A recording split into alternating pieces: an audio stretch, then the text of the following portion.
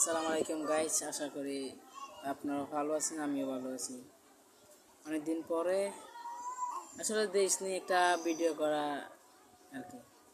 আসলে যে গ্যাসের দাম ছিল 1600 টাকা, সেই গ্যাসই আজ 2-3 দিন পর 1950 টাকা।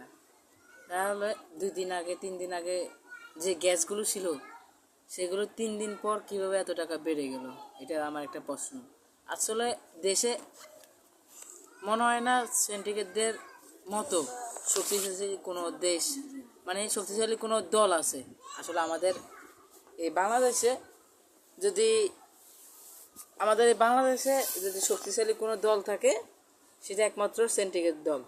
কারণ তারা সিন্ডিকেট করে, বাজার সিন্ডিকেট করে তারা কোটি কোটি টাকা হাতিয়ে নিচ্ছে। আসলে যুদ্ধ লাগছে ভালো কথা, তাহলে আমার কথা হচ্ছে যে দ্রব্যমূল্যের দাম এটা তো আছেই, তবে গ্যাসের দামটা বাড়ার যৌক্তিক কী কারণ?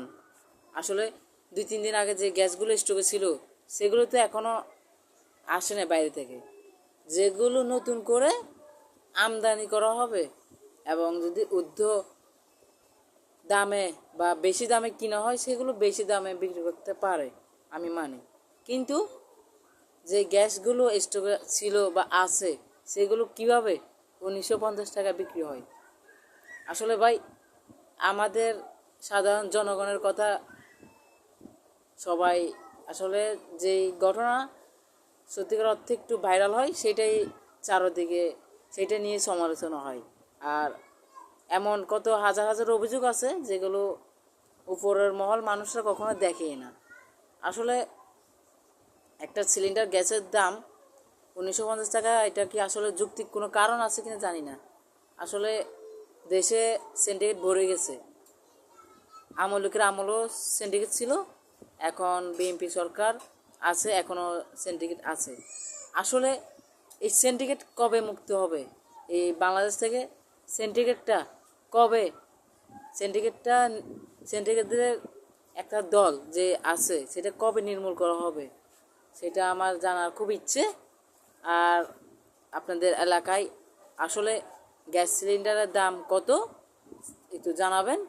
আর যারা আছেন সাধারণ মানুষ, মধ্যবিত্ত পরিবারের, তারা আসলে যদি আপনাদের এলাকায় যদি হয় আপনার কাছে আপনার গ্যাস সিলিন্ডার দামটা অধিক বা অনেক বেশি, তাহলে আপনারা যার যার অবস্থান থেকে শেষে প্রতিবাদ তুলুন, যতটুকু পারুন ততটুকু প্রতিবাদ করুন। আসলে এই দেশে আপনি যতটুকু সম্ভব প্রতিবাদ করুন।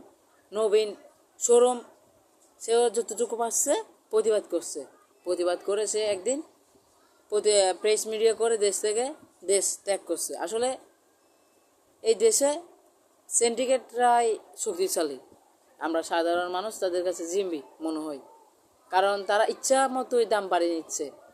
গ্যাস সিলিন্ডার দাম আসলে আজকের বাজারে আমাদের চট্টগ্রামের বাইজি থানা এরিয়াতে 1950 টাকা গ্যাস সিলিন্ডার দাম চলতেছে। আসলে যেটা আমার কাছে মনে হচ্ছে যে অনেক, যেটা 2-3 দিন আগেও আপনার 1600 টাকা ছিল।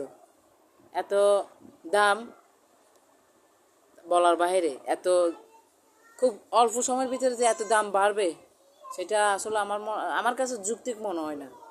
যাই হোক, উপরের মহলের মানুষ যারা আছেন, যদি মনে হয় যে আপনারা সব এলাকায় একটু দেখবেন সিন্ডিকেট মুক্ত করতে পারেন কিনা। আসলে সিন্ডিকেটের জন্য সাধারণ মানুষ যে জীবনযাপন খুব কষ্টকর হয়ে যায়। 10 টাকার পণ্য 20 টাকা দিয়ে কিনতে হচ্ছে। হ্যাঁ, একটা ইসরায়েল যুক্তরাষ্ট্র একটা যুদ্ধ লেগেছে, তবে কোনটা দাম কতটুকু বাড়বে, কতটুকু যৌক্তিক, একটু উপরে মহলের মানুষ যারা আছেন তারা একটু দেখবেন এই বিষয়গুলোকে অবশ্যই। আসলে মধ্যবিত্তের সন্তান আমরা আসলে যেতটুকু পারি, ভালো যেটা ভালো খারাপ তো যতটুকু পারি সম্ভব প্রতিবাদ করার চেষ্টা করি।